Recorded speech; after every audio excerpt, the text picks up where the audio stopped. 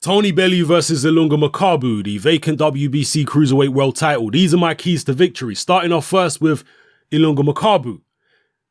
Makabu is normally a slow starter, but in this fight right here against Tony Bellew, he's going to have to start a little bit faster than normal, in my opinion, if he wants to give himself the best chance of victory. Tony Bellew has been known on occasion to box on the back foot and box very negatively. We saw it in the Oville-McKenzie rematch, for example. If he decides to do that here against Makabu, Makabu can't allow him to steal the early rounds without putting some damage on Bellew. Even if he's losing the rounds, he needs to invest to the body.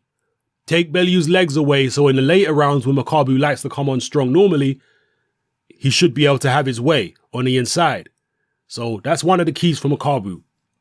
Invest to the body. Even if you're losing the rounds, make sure you're taking away Bellew's strength early on.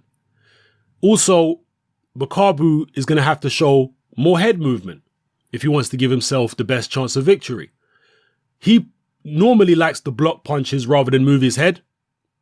But when you're fighting away from home in Tony Bellew's backyard and he's got all those screaming scousers cheering every single punch that he throws, even if you're blocking the punches on your gloves, the judges might be scoring those.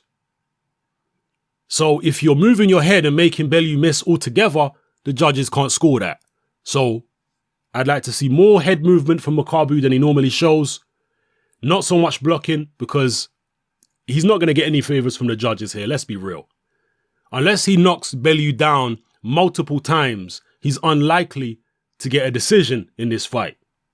So head movement, invest to the body, and also, again, if Bellew decides to box negatively and conservatively and try and use his height and reach because he's the taller guy, Makabu's going to need to cut the ring off better than he has done in previous fights.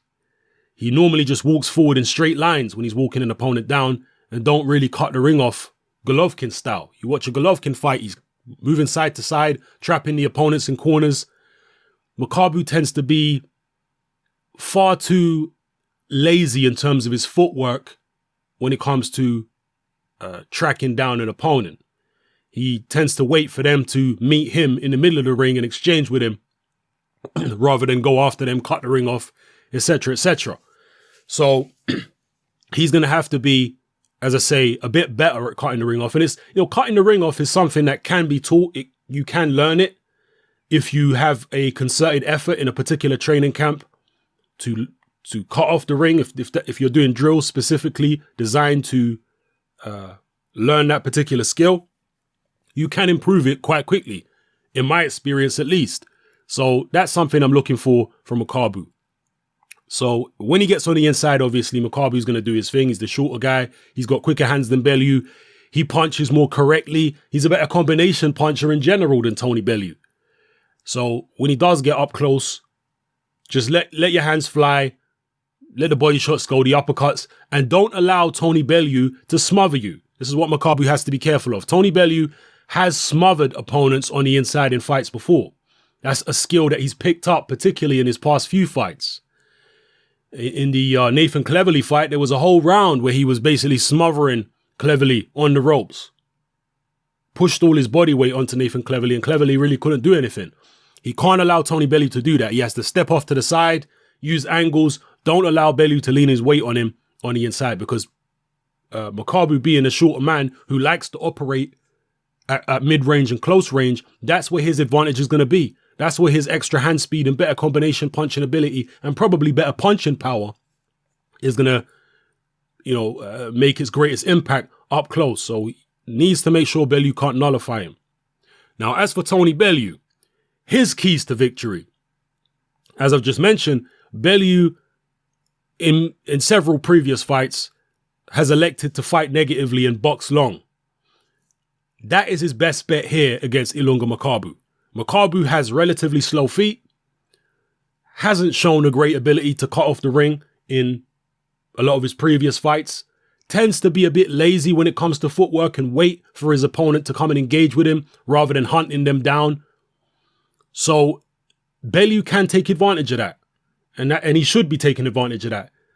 He has to stay calm okay? Because Makabu is quite a volatile character, and he'll probably be trying to draw Tony Bellew into a war.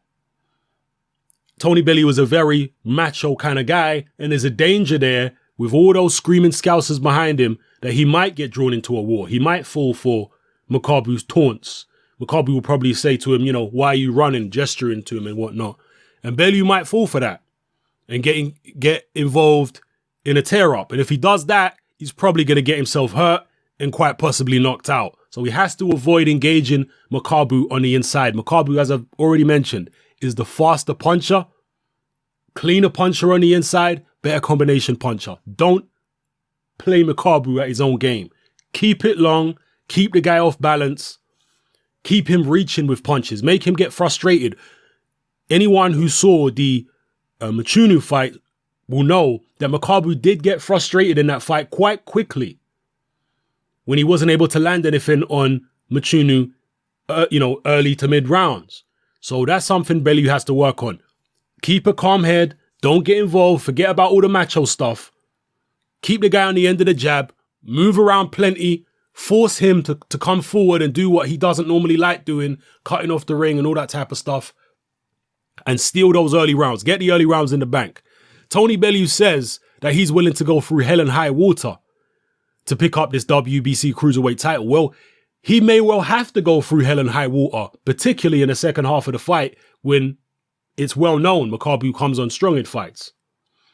So in a fight like that, where it's almost certain that Bellew's going to have to go through some tough times, get the early rounds. When Makabu is known for being a slow starter, take advantage of that, get those early rounds in the bank so that later on, you might be able to coast a few rounds. If you're hurt, if you've been knocked down, you might be able to take the round off and coast because you've got some early rounds in the bank and they might be able to save you. So yeah, that's the key really for Bellew. Box long, use your height and reach, use plenty of movement, and don't worry about whether you're catching Makabu clean or not. Because, as long as he's not landing on you, hitting his gloves, hitting his arms, staying busy, popping a jab, that's all going to be okay in the eyes of the judges. Just make sure he's not catching you. And as I've already mentioned with Makabu, when you do get in the inside, if you do find yourself on the inside against Makabu, lean on him. Don't try and exchange. That'll be a big mistake for Bellew if he tries to exchange with Makabu. Makabu is better and more talented up close in the pocket. So just lean on him, grab him, tie him up. Don't allow Makabu to get off any punches. Just box a very calm, tactical fight. If Bellew does that, he gives himself a good chance of victory here. So yeah, those are my keys to victory, people. And a lot of you are saying, Hatman, you've done too many videos on this fight already. Well, don't worry. I'm going to do at least one more video after the fight. And if there's controversy, I might do several. If you don't like it, I understand. You don't have to watch those particular videos. Just skip them and watch one of my videos that's about a different fight. So yeah, those are my keys to victory. Let me know your keys to victory. If I've missed anything that you think may be important in this fight, then drop it in the comment section below. And just to reiterate, my prediction for this fight is Tony Bellew will win the early rounds as long as he don't get drawn in again. If Tony Bellew goes out there and decides to exchange with Makabu early, then he could get knocked out early. I'm making the assumption here that Tony Bellew will try and do what he did against Over McKenzie in the rematch, what he did against several fighters. I'm making the assumption that Bellew is going to, with Dave Coldwell, try and box a bit conservatively early on. And if he does that, I think he'll be ahead by the midway part of this fight.